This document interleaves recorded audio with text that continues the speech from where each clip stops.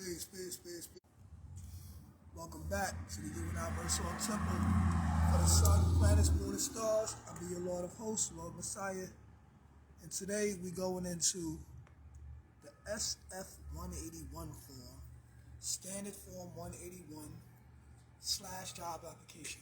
Because a lot of times people be like, oh, what's the SF-181 form? It's the same thing that's on your job application. You know what I'm saying? Like when you be filling out these job applications, that subsection on the job application, it's the same thing that's on the SF-181 form, Standard Form 181. So, and there's a very significant reason why I want to build on this, and I'm expounding into so many other sciences as well, as you know I always do. You know what I mean? Because shit gets deep, right?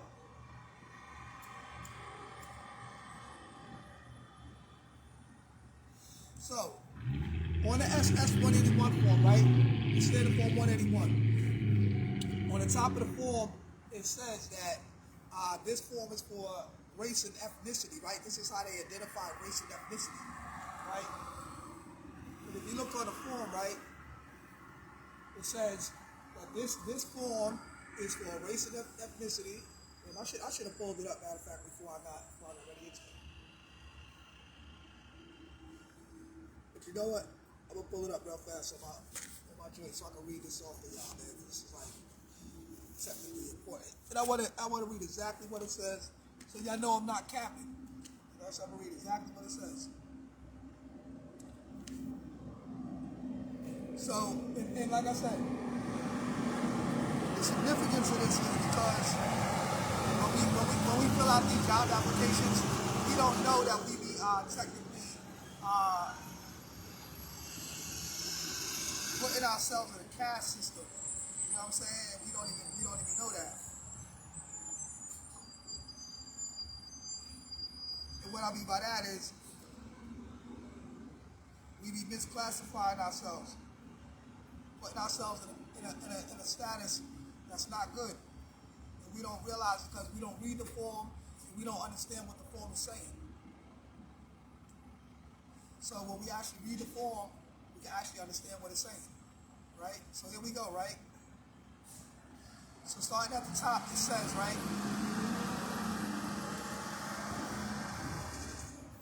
Y'all can see this. Nobody cap it. See that right there? Look that up, y'all. Do the same research that I do. Look these things up so you understand exactly what it's saying and exactly what it means. Okay? So it says ethnicity and race.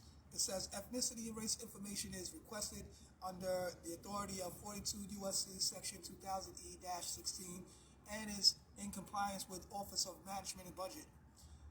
1997 Vision of the Standard Classification on Federal Data on Race and Ethnicity.